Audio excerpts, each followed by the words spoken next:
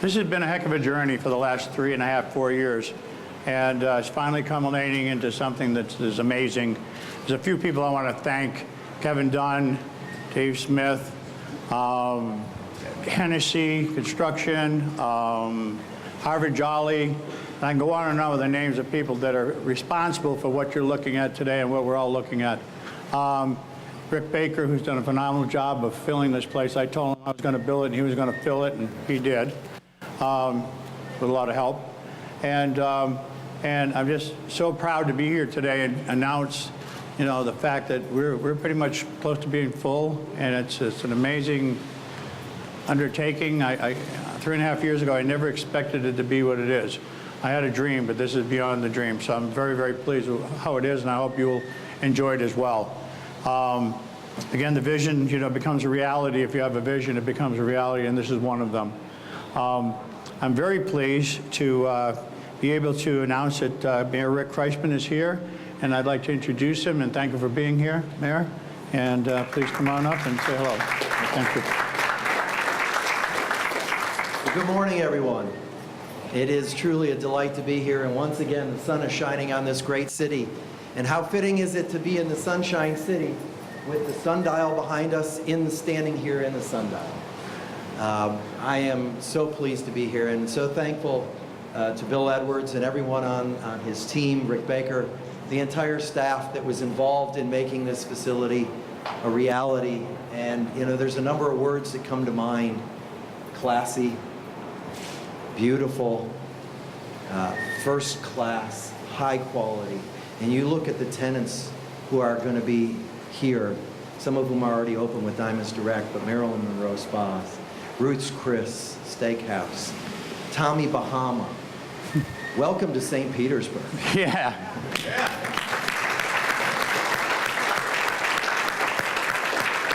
We are so happy to have these businesses here in this great city, and so thankful to Bill Edwards for bringing them all here into this beautifully reborn facility. Thank you.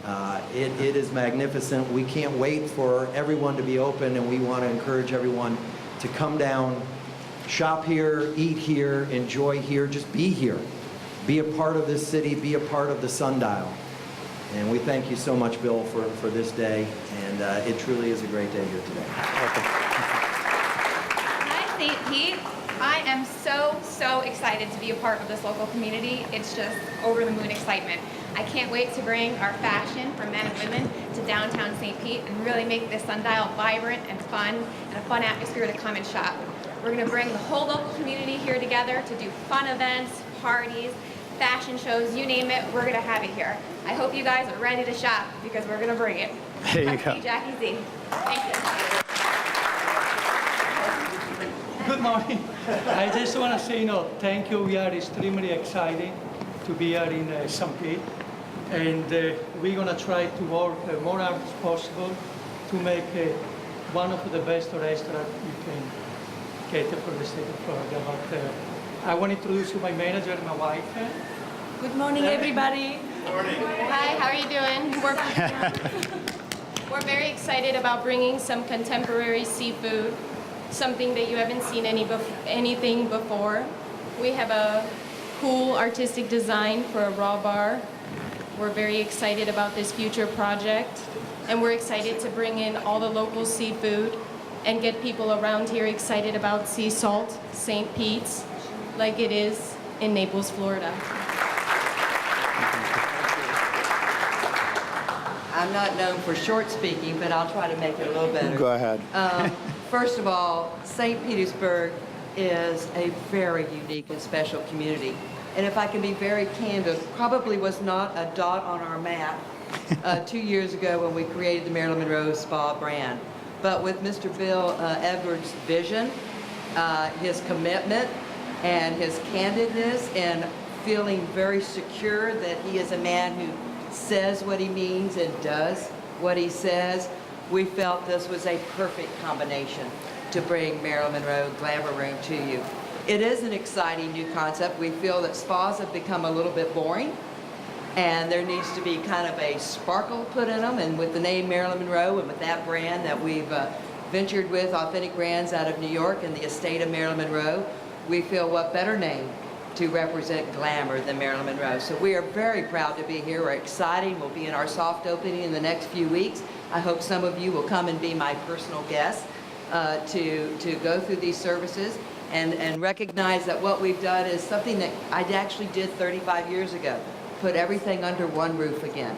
So instead of having to go to 4 or 5 different places, at the Marilyn Monroe Spa, you'll be able to get all of your personal services, whether it's hair, makeup, nails, facials, and massages along that line for special events. Again, what a great honor to be in St. Pete, which is a beautiful, beautiful community and deserving of an environment like this. You will support it, I'm sure, and you will bring the class representative of this community as you walk through each one of our vendors here, because it is a great collection, and I'm very proud to be part of this collection on behalf of you, Mr. Davis. Thank you.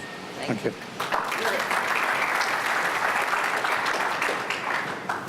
Well, good morning. In my prior job, I got to know a lot of people in the business community. And in St. Petersburg, we're fortunate that we have a lot of very successful businessmen and women that have done a lot to build their careers. But it is a very unique thing when you have a businessman that has had remarkable success personally and financially and building a business and a career, and then decides at one point to turn that success back to the city where he lives and try to say, how am I going to make this a better place? How am I going to use the success that I have had to focus on building this community where I live? And I think we all have a responsibility to do that, but I think far too few of us choose to exercise that responsibility. And I am so honored to be able to work with a fella that has done that. And has done that across the board. I won't go through all the various ways because you all know him better than I do. But in this particular situation, he took a center that was not doing real well, and the smart business move would have been to clear this site and to build a tower here so we could have another nice building in St. Pete to do various things. But what he wanted St. Petersburg to have was a community gathering place. And he wanted to have a place where you could come and get fine dining, where you could get lifestyle services, where you could get shopping that we really don't have, certainly in the downtown area and in most of the city of St. Pete. So I want to start out, and he didn't know I was going to do this, but I want to thank Bill Edwards for putting his time, his effort, his resources into making this day possible, because quite frankly, he's the reason why we're all standing here. Could we thank Bill for that?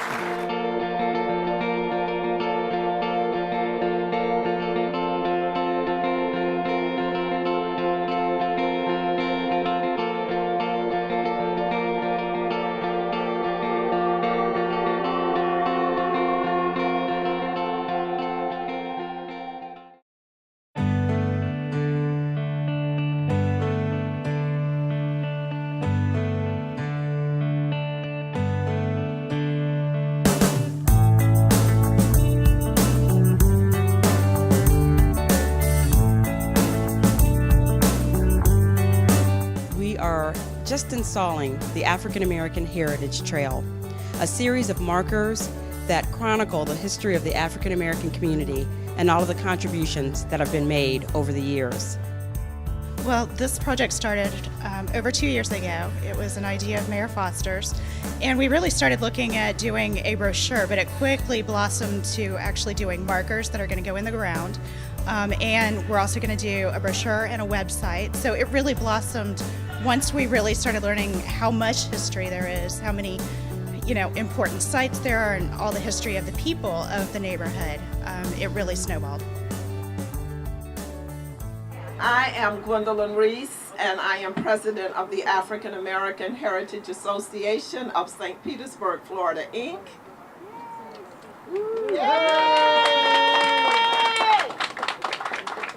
My name is John Wilson, and I am the vice president of the organization, and happy to be number 2 to Miss Gwen.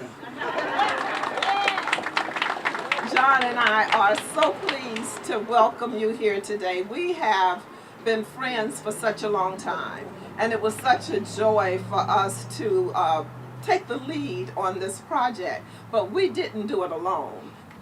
I'd like now to bring up the man who himself works to do this, as well as his city staff, and that is to bring sunshine to all of St. Petersburg.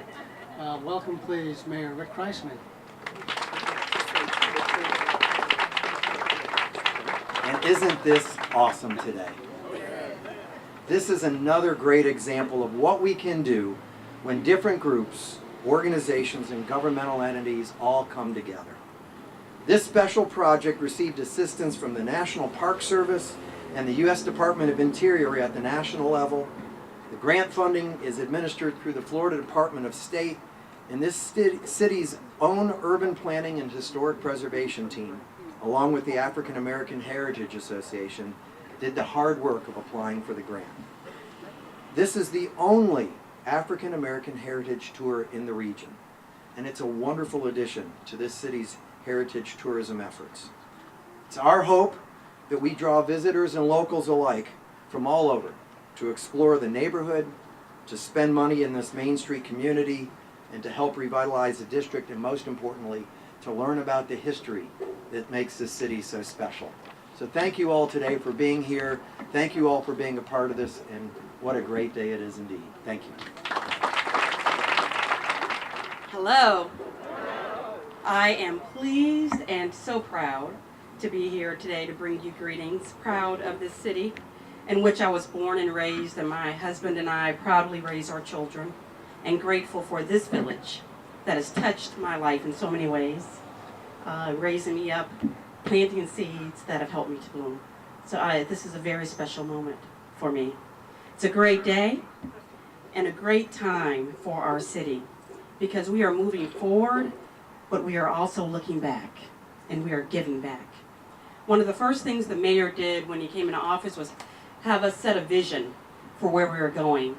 And it talks about us being a city of opportunity, where the sun shines on everybody who comes here to live, work, and play. Every single one of us.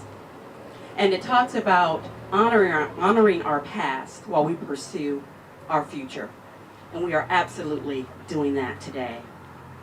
It's so important to understand from where we come, the triumphs and the accomplishments, and the painful lessons, so that we have something to which we may aspire, and we also understand those things that must never be repeated. This city of opportunity that we now enjoy, we all know that we're working to build, was not always a reality for everybody who calls this place home. We must work to ensure the oppression experienced by African Americans at one point in this city and throughout this country is never an acceptable part of our community's collective conscience ever again. Not only for African Americans, but it's important that we make that commitment to everyone who calls this community home. And it's with efforts like this one that we make that possible, that we make that true. So we are grateful for this wise and courageous effort that chronicles the history of one race, but belongs to all people. Enjoy it, bring your friends out, thank you for being here, and thank you for all that you do for our community.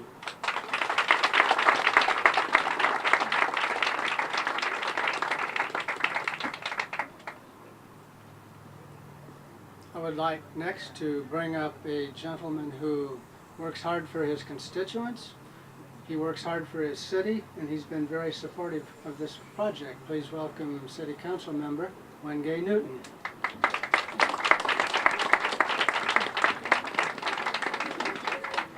Good afternoon, or good evening, whichever one it is.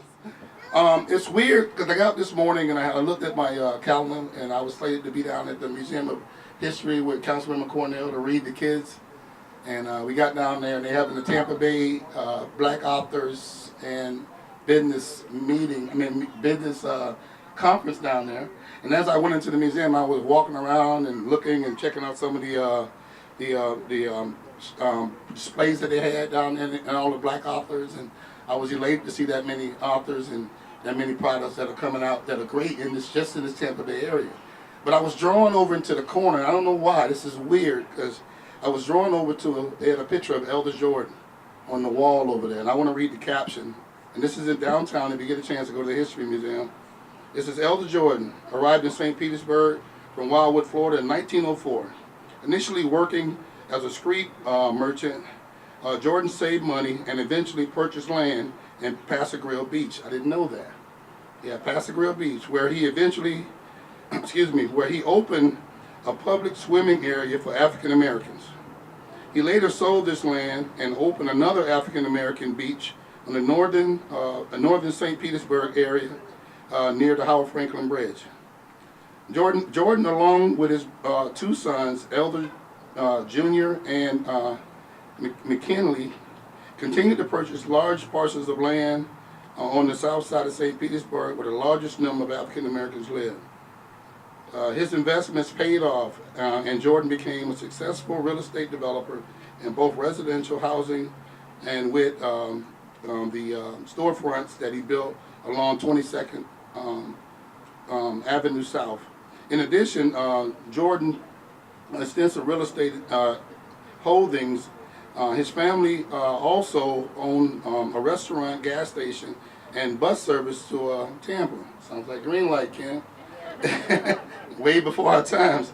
Known for his philanthropy, Jordan donated the land for Jordan Park Elementary School and the Jordan Park Housing Project, constructed in 1939 to 1940. The Jordan Park Housing Project was one of the first public housing communities in the United States.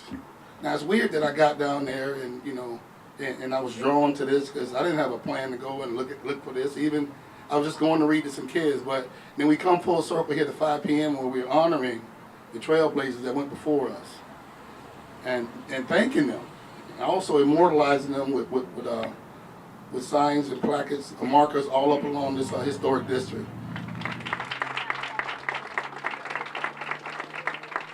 Thank you, Councilman Newton. It's indeed my pleasure to bring up the next speaker, former Mayor Bill Foster.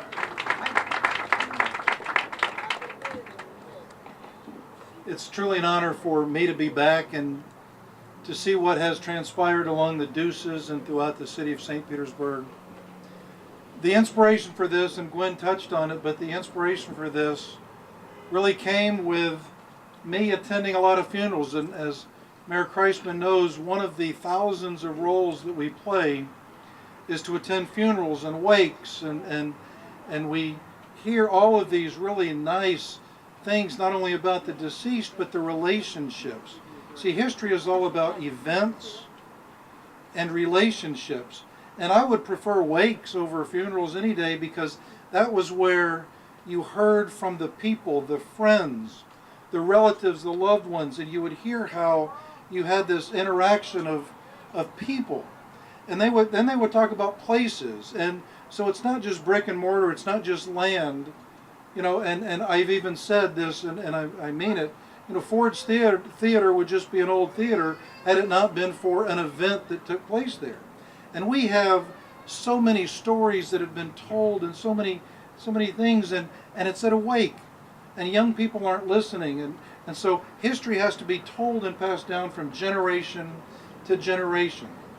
And so what better way was than to call the community and to tell their stories, to have it transcribed, and to take the buildings and the land and the property that still exist, and to put a marker there so people can walk and understand and know the history of St. Petersburg. St. Petersburg has a rich history, but when it comes to African Americans, it's not all sunshine, and you know that.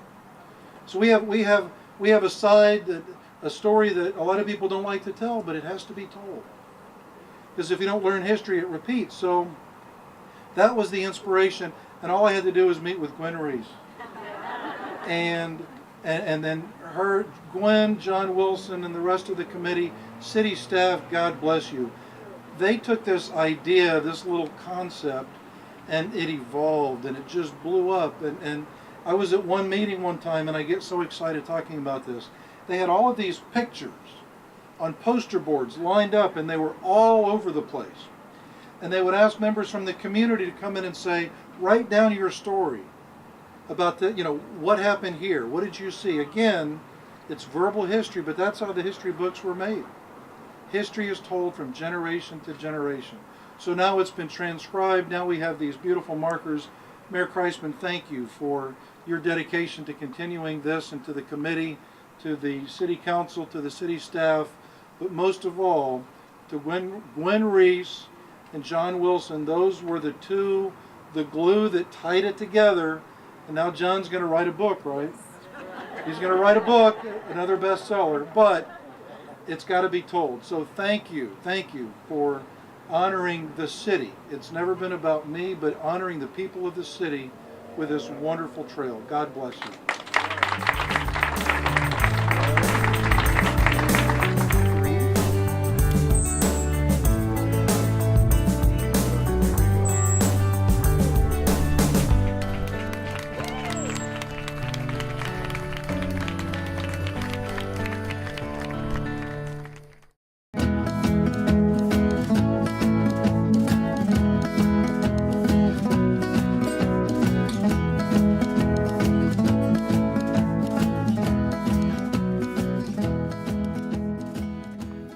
Good afternoon again, and first giving honor to God, because without His blessings, this day nor this event would have been possible. I thank Him for allowing us to all come together today to honor Lew Williams, a gentle giant in the field of education, by honoring his legacy with the ribbon cutting of the Lew Williams Early Learning Center. Lew is looking down and saying, well done. This educational program is designed to promote quality and excellence and offer every child, regardless of the zip code area that they reside in, the opportunity to enter kindergarten with the foundation needed to be lifelong learners and able to compete globally. This center will also serve as a professional development hub for all early childhood providers and their staff, both centers and homes. I have been an active member of this planning committee from its inception in 2012 to its completion in 2014.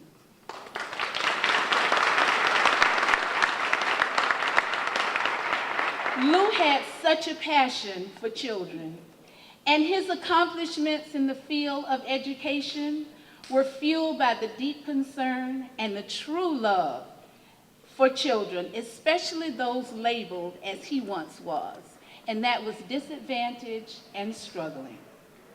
With all the odds working against him, Lew's motto was, keep the main thing the main thing. And that meant the main thing was every child given the opportunity to succeed. Lew grew up in Orlando, Carver Court Projects. Lew was one of those that he lived in the zip code area in red that would have been deemed children not prepared for kindergarten. Why? He came from a single mother household. He was the oldest of 7 children. So what did that mean? When children were sick, his siblings, he had to stay home. So did he miss a lot of school? Yes, he did. There was no TV. There was no car. There was no telephone. Mom was not able to go to the meetings. She was not able to go to the school events. Lew saw himself as hair nappy and disheveled clothes.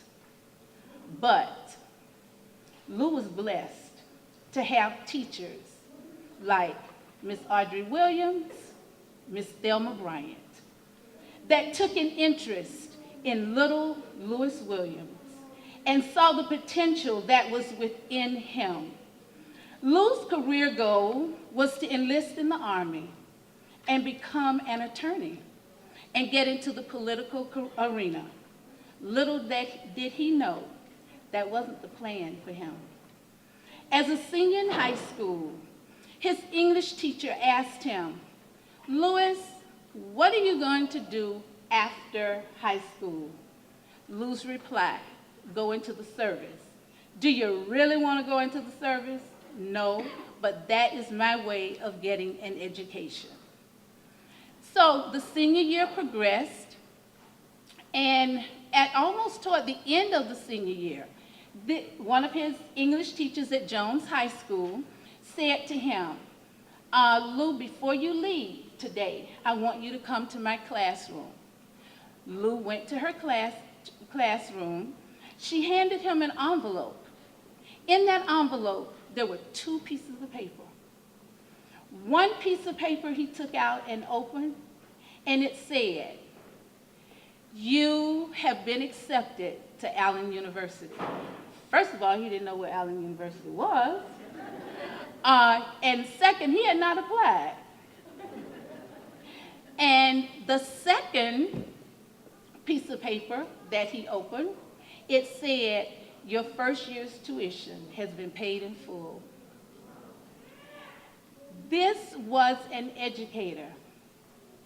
So when Lew got to Allen, he realized he no longer wanted to become an attorney. He saw how educators in his life had really transformed him, and he realized this is what he wanted to do. He wanted to give back. So what Lew did, he completed Allen University. He went on to South Carolina State and received his master's, and he was only about 4 classes away from getting his doctorates. When Lew became area superintendent, and the focus was on closing the achievement gap starting in elementary school, Lew realized that the gap started long before elementary school and long before kindergarten. That's when we discussed opening a preschool, which we successfully did in 2001, Kids World, and I have some of my staff here today. Lew would say, "We can't do this for all the children, but the children that exit our doors will definitely be prepared," and they have been, because we've tracked them. That's why this learning center is such an honor to him, because it will target the red flag zip code areas that was Lew's main focus. He continued that focus even after running and winning for school board. We have a picture of Lew in the entrance of Kids World that says, "The heart of Kids World." We have a picture of Lew, and it's this picture here, that will be in the entrance of the Lew Williams Early Learning Center. The purpose of both of those pictures are to serve as a reminder to keep the main thing the main thing. In closing, I would like to leave you with this befitting quote by Oliver Wendell Holmes that truly depicts Lew. "What lies behind us? That was Carver Court. What lies before us? A struggling, disadvantaged child. What lies on the outside? Nappy hair, disheveled clothes. Those are all tiny matters compared to what lies within us." Thank you.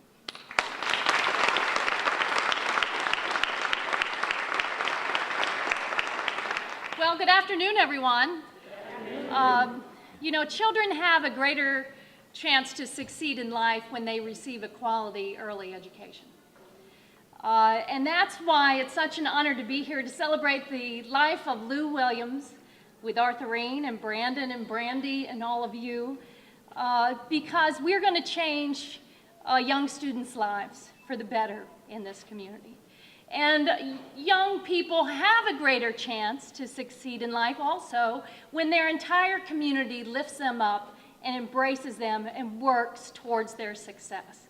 And have you ever seen a better collaboration than the folks that are involved in the Lew Williams Early Learning Center? I don't think that I have, especially in Pinellas County in South St. Pete. We have to be invested in the success of children at age 1, 2, 3, and 4 because we want them to be ready for school. We want them to be ready for kindergarten and for elementary school and beyond.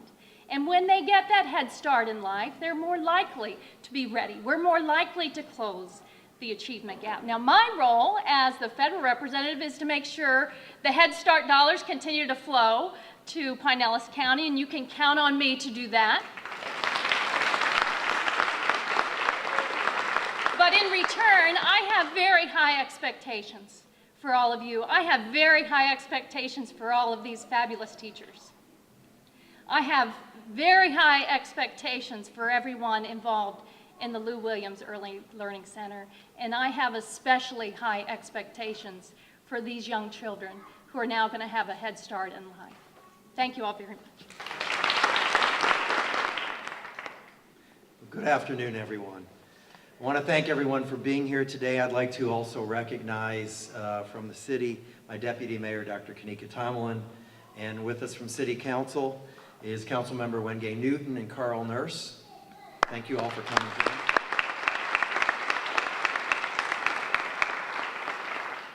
Today it's especially important that we thank the partners that made this happen today with the Juvenile Welfare Board, the Art Club, Pinellas County Schools, the Early Learning Coalition, and the Lutheran Services of Florida for coming together not only in the name of quality early childhood education, but in the name of Lew Williams, an outstanding public servant who is dearly missed. On days like today, I like to say that the sun is shining on St. Petersburg. Well, it is. It's a little hot out there. Glad we're inside. But it's also shining on the children of this great city, and it's shining on the Williams family today. You don't need me to recite the facts about quality early learning and the impact it has on our youngest citizens. From Harvard research facilities to our own researchers at USF St. Petersburg, the science is there. Investment and focus on our youngest children makes a long-lasting difference in their lives. We also know that there's a great need for quality early learning, and that's why I'm so pleased to see so many great organizations come together throughout our county to open this facility. It's important that each of us continue to work together to build more centers just like the Lew Williams Center. And I don't know about y'all, but as I was coming in that front door and seeing the sign that said Lew Williams Center, it just felt so good to see that. So in closing, I just want to tell a little personal story. I remember when Lew was running for school board and he and I met at the Kids World Preschool. And he was showing me around and we were just talking, and the look on his face when he saw the kids and when he interacted with the kids. And that's what it's all about. This man just had such a passion for children. So I can't think of anything more appropriate than for this facility to be named after him. And I'm just honored to be here with you all today. Thank you so much. I think we have three things to celebrate, without repeating all of those wonderful things that have already been said. One is we're celebrating early childhood education and our commitment as a community, as a school district, as all of the entities that have come together here. We're celebrating it because we are defining it as important in this community. The second thing we're celebrating is our collaborative effort in doing so. As was mentioned, all of the partners that have come together. And sometimes we all get this bum rap or this idea that we cannot do this, and the collaboration is really difficult. Well, we've proven all of the critics wrong. We can do this, and we can do this and be very, very successful. I love your motto, Arthurine, about if you can't do it right, let's not do it, or at least let's not put Lew's name to it, right? And so we're celebrating our collaborative efforts together and these agencies. And the third, I think we all wish for this in our life. we're celebrating the life of Lew Williams and the legacy that he leaves. As we're living here, we're celebrating the memory and the impact that a gentle giant had on this community. And whereas I can stand here saying that I've never really worked or dealt with Lew Williams, one of the most powerful things about life is having to feel the impact of another human being that have gone before, and not having had the pleasure of meeting with him. I can say to you that Lew Williams has had an impact on my life, having never met him, and that probably is the greatest compliment that you can give to a person's life. So let's celebrate those three things. Let's not only honor Lew Williams' life, but let's celebrate continued collaboration, and certainly let's continue to support early childhood education. Thank you so much. Well, good afternoon, everybody. And on behalf of the Chamber Board of Governors, I just want to say thank you, and I want to celebrate this day with you all, too.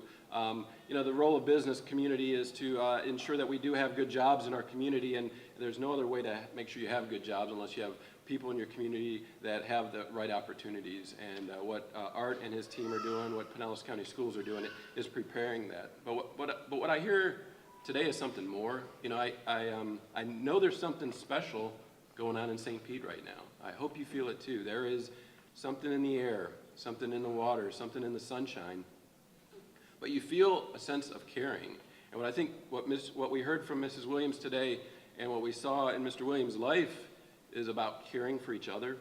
And imagine a community that if we looked in each other's eyes and said, I care about you, I'm going to give you some help, I'm going to support you. We see that every day now in St. Petersburg.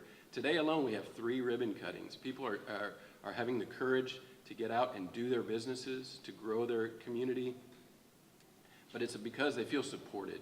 Our mayor and our congresswoman, they're supporting us in what we're doing. Our school superintendent supporting us in what we're doing.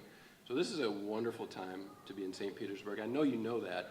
But what I hope you understand is there's a chamber, there's a city, there's a team of folks that care about every one of us, and that really do want to look you in the eye and say, what do you want to be when you grow up? And how can we help you do that? What do you want to do in your business, and how can we help you be successful at it?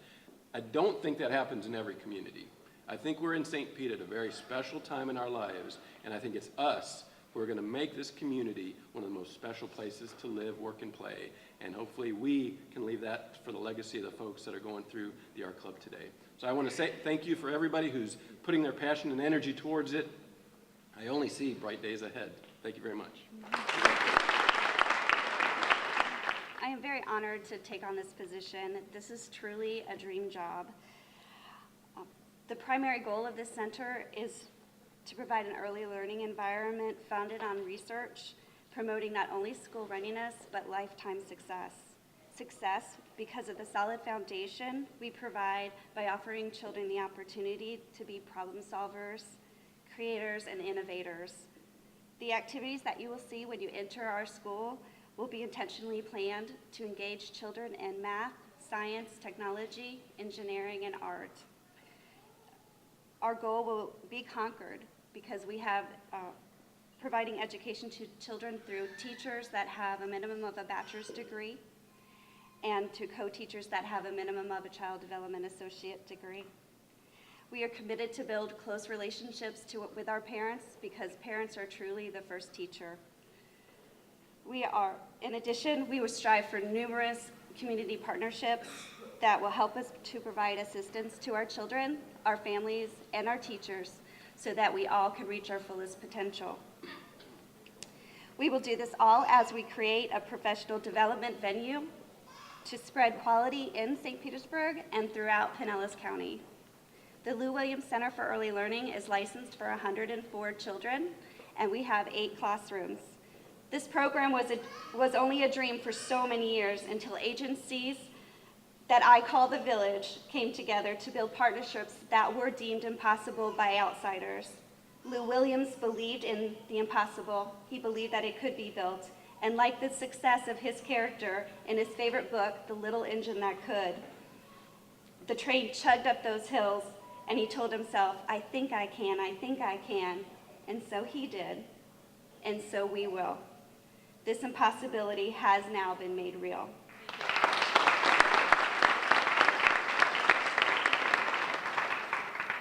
As many of you know, the Juvenile Welfare Board was founded nearly 40 years ago because citizens in Pinellas County were really the first in the nation to say that all children matter, that citizens came together collectively, just as people have come together collectively for this project, to really invest in the future of children.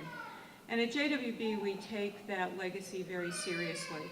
You know, we have been investing in programs that have proven results and that create innovative partnerships. Mayor Kreisman mentioned all of the research that has gone into early childhood education, both why it's important and how to do it well. And we have really taken that research and applied it to the Lew Williams Center. So all of the things that Susan talked about with the student-teacher ratios, the education level of the teachers, the parent engagement, the type of curriculum, all of those things are really based on what we know to do things well. And so we're really proud to be a part of that. We're also really proud that we as an agency and as the county is really moving from child care to early childhood education, that we are really able to help prepare children to enter kindergarten. Dr. Grego didn't talk about that specifically, but if you get a chance to talk with him, he can really encourage you about why that's so important, to really have children who have that start. And I think for me, that goes back to, you know, the founding of JWB, that all children matter, and what Arthurine was saying, that all children matter no matter what zip code they live in. And we really, you know, we really take that into account. And I think that this center takes that into account. And so I just really want to say that I'm grateful that we can have this partnership. I'm really grateful for the faithfulness of those partners. I sat through many of those meetings, not nearly as many as some of you. And I know that for you, particularly Arthurine, at a time when that was a tough time in your life, you came there with absolute faithfulness, perseverance, and decision that this would be a center that was worth having. And I think we do have that. And so I'm just really, we're excited to be partners in that. We're excited that the notion of collectively working together creates such a better result for our children. So thank you all.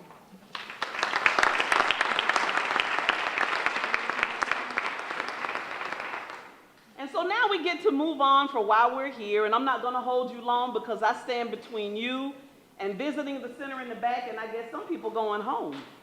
So I want y'all to like me after today.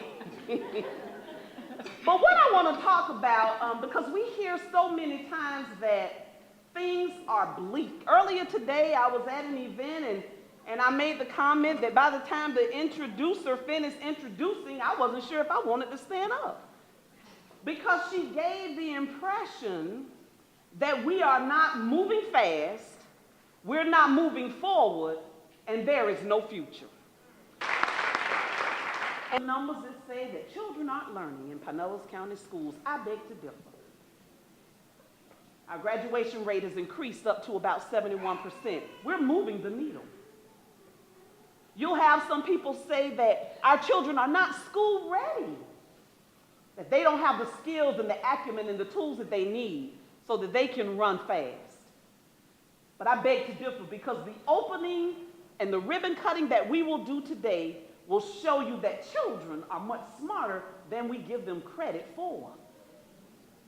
And then you'll have another group of people that say, well, parents aren't engaged, and parents aren't helping their children, and parents aren't doing this. Well, I tell you, when you're a parent and you got to work 3 jobs, you sleep 1 hour, and every dime that comes in is 30 cents going out, you do the very best that you can, so you entrust your children to the most precious resource they'll ever have, and that's a teacher.